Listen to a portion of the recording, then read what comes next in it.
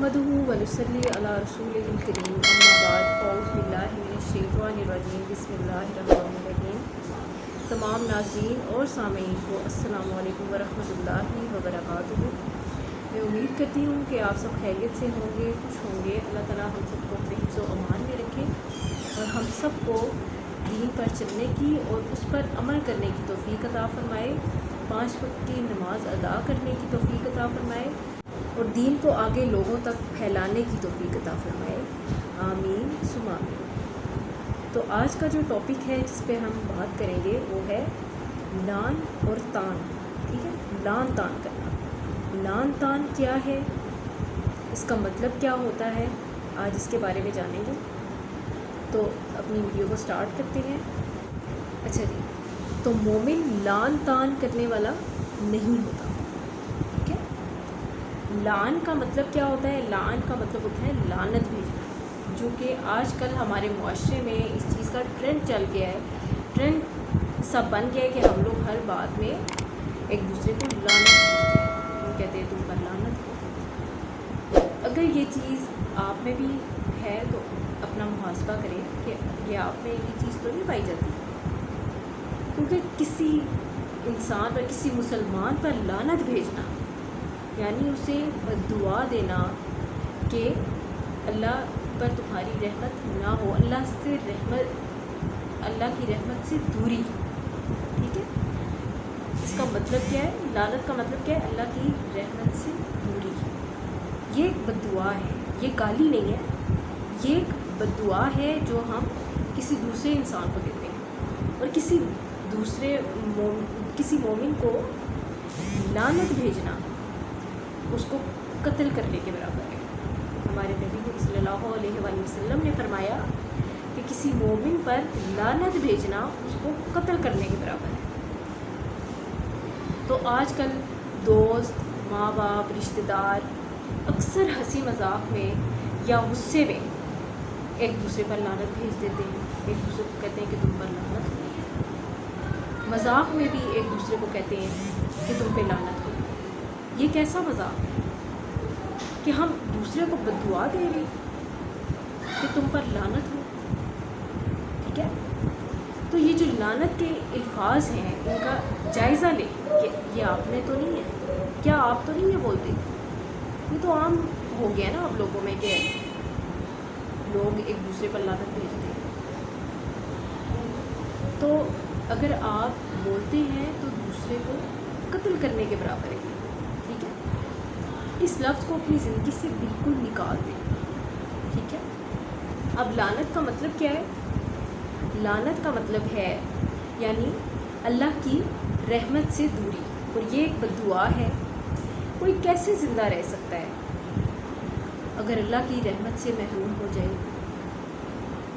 अगर किसी को हिदायत ना मिले, जन्नत ना मिले, रिस्क ना मिले, मोहलत कैसे मिलेगी कि अगर अल्लाह ताला की रहमत ही ना हो उस पर?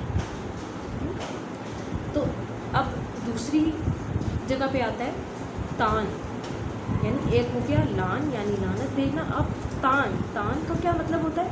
तान का मतलब होता है ताना देना, किसी को हसब नसब का ताना देना, शक्ल सूरत का ताना देना। ठीक है, रंग और नस्ल का ताना देना। ठीक है, तो अमाल और किरदार का ताना देना, आदात का ताना देना, किसी भी बुनियाद पर दूसरे को हकीर जानकर उसे बार बार ये चीज़ें याद दिलाकर उसे गिराना, डाउन करना उस शख्स को, ये होता है तान करना। किसी इंसान को ताना देना, किसी पर एहसान किया तो उस पर एहसान जतलाना, उसको पर बार बार कहना कि मैंने तुम पर ये एहसान किया। अगर किसी की खामी पता चल गई तो उसे ये याद दिलाकर उसे दूसरों के सामने ज़लील करना कि तुम में ये खामी पाई जाती है। हमें अक्सर ये चीज़ें होती हैं, हमारे घरों में ये चीज़ें होती हैं, ये बातें होती हैं कि अगर किसी इंसान में कोई खामी होती है उसे सबके सामने बिठा कर बताया जाता है कि हाँ तुम्हें तो ये बात है, तुम्हें ये खामी है। उसको ज़लील किया जाता है, उसे नीचा दिखाया जाता है। ठीक है, और किसी से कोई गलती हो गई तो उसकी गलती को दूसरों के सामने बयान करके उसे ज़लील करना।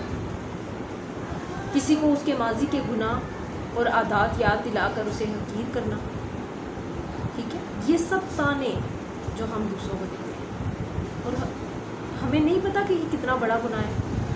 ہم دوسروں کو کس طرح سے، دوسروں پہ کس طرح سے لعنت بھیجتے ہیں، دوسروں پہ طعنے کستے ہیں۔ ہمیں اپنی عادات کا پتہ ہونا چاہیے نا، ہمیں یہ عادت پائی جاتی ہے۔ آج کل تو یہ عام ہو گیا ہے، طعنہ دینا تو بہت عام ہے، ہر بات پر ایک دوسرے کو طعنہ دیتے ہیں، میاں بیوی ایک دوسرے کو دے رہے ہیں، ٹھیک ہے، بہن بھائی ایک دوسرے کو دے رہے ہیں۔ تو بات بات پر کسی کو طعنہ دینا، اس کو نیچا دکھانا، اس چیز کا کتنا بڑا گناہ ہے۔ رسول اللہ صلی اللہ علیہ وآلہ وسلم نے فرمایا کہ مومن طعنہ دینے والا، لعنت بھیجنے والا، ٹھیک ہے، اور فحش بکنے والا اور بے حیا نہیں ہوتا۔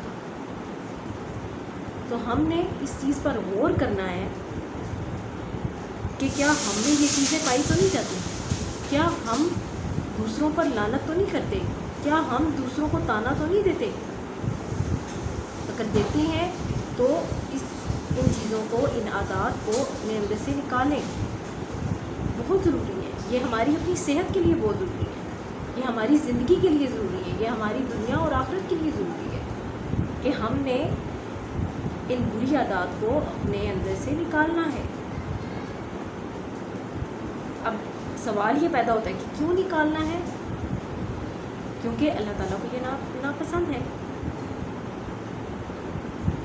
کیا ہم دوسروں کو طعنہ دیتے ہیں، ہم دوسروں پہ لعنت دیتے ہیں، جب کوئی دوسرا ہم پر یہ طعنہ کستا ہے، لعنت دیتا ہے، تو کیا ہمیں اچھا لگتا ہے؟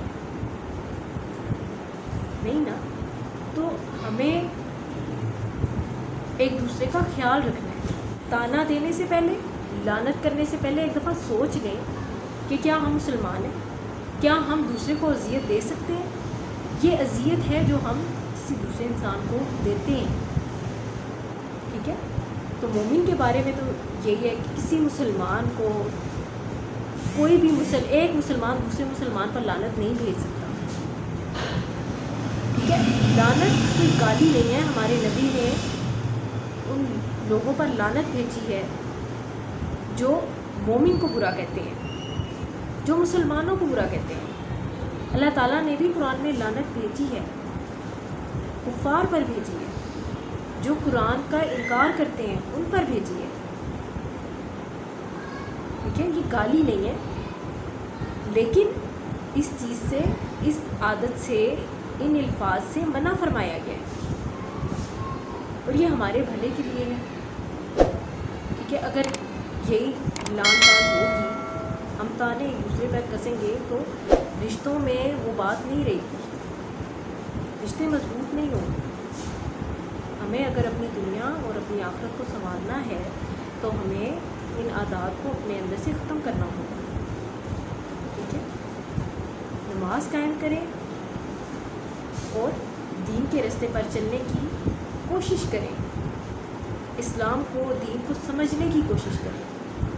آج کے لیے بس اتنا ہی۔ اللہ تعالیٰ ہم سب کو دین کے راستے پر چلنے کی اور اس پر عمل کرنے کی توفیق عطا فرمائے۔ اپنے لیے ہدایت مانگا کریں کہ اللہ تعالیٰ ہمیں ہدایت عطا فرمائے، ہمیں دنیا کی اور آخرت کی سمجھ عطا فرمائے، اور ہمیں قرآن کی سمجھ عطا فرمائے، تاکہ ہم سمجھ سکیں ہم اس دنیا میں آئے کیوں ہیں، ہمارا مقصد کیا ہے، ٹھیک ہے۔ اپنی دعاؤں میں یاد رکھیے گا۔ اللہ حافظ، جزاک اللہ خیر۔